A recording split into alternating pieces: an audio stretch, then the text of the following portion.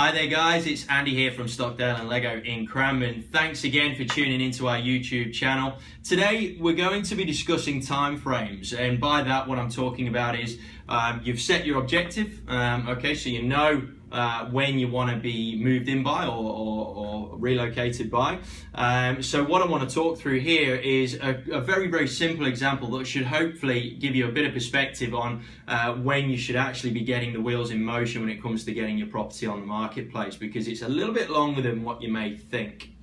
So the example that we're going to use today is a very simple example. We're looking at a very simple upgrade. So you've perhaps grown too big for your first home, so you're wanting to obviously move out of there, sell that one and purchase your bigger family home. And for this example, we're going to want to make sure that we're in our big family home before the children start at their new school. Okay, so we've got 2015, we've got 2016 here.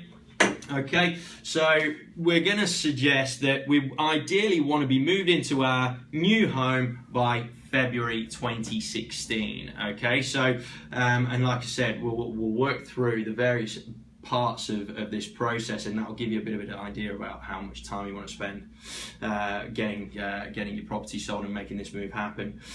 So generally, obviously, when it comes to the sale process, you want to have your end game in mind and then work backwards from there. Now, your agent of choice should be doing this automatically, and they should be asking you the question of what sort of time frame are you setting yourselves to make this move happen, because that affects how they suggest that we go forward with regards to marketing and putting the property on different websites and how you would market it and how photography would go and so on and so forth. So it all is very important when it comes to tuning into your clients.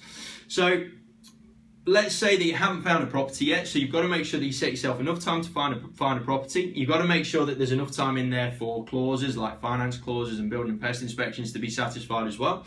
So the recommendation that you should really be looking at is around about a 90-day settlement period, which is a 3-month contract. So from the day you sign the contract, 90 days after there is when ideally you want to be settled and moving into your new home. Okay, so if we look at 3 months prior to February, that takes you past Jan, past December, and we're looking at a November, so looking around about this sort of time here to have a contract of sale. Okay, so that will give you a 90-day settlement period, and then of course you can always talk about the options of potentially bringing settlements forward and coordinating that with the conveyancers at the time.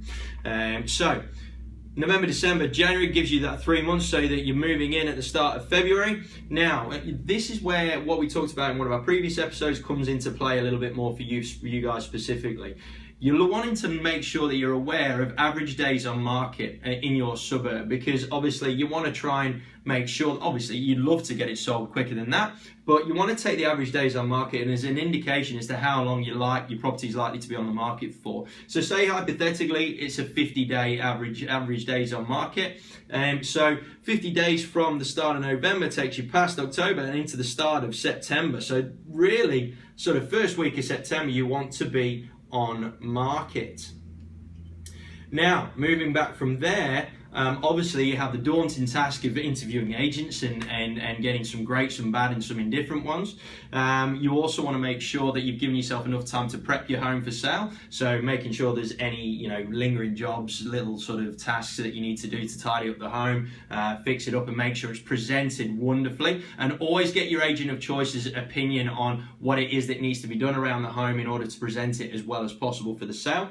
So that process in itself, when you combine getting photography done and editing, making sure that the ad copy's done, making sure that you are happy as a client with all the marketing too. So that process in itself can take 3 to 4 weeks as well, which brings us really to the start of August for the decision to be made to get this ball rolling.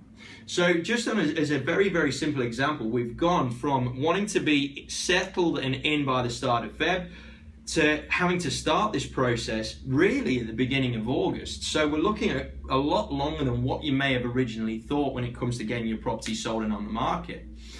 So in conclusion, guys, make sure that you do set yourself a timed goal so that when you discuss it with your agent of choice, they can work backwards from that goal and make sure that one, strategy is the right strategy for you and your home and your situation. Two, you've got a goal as to when you want to have everything done by, and that means you will have that extra little bit of motivation going forward to do those little tasks that you couldn't be bothered to do for years or whatever. And three, it gives you that frame of mind that you know that it's not all going to happen tomorrow. You don't have to panic about having to find a property yesterday when it comes to making this sort of move. All right, so make sure that you set yourself a goal. Make sure you bear in mind everything that is going on in your situation and whatnot, whether it's a job relocation or anything like that, and make sure you discuss the time frame with your agent of choice. I hope you found that useful. We'll see you next week. Make sure you subscribe or even follow us on our Facebook as well. We'll see you next time.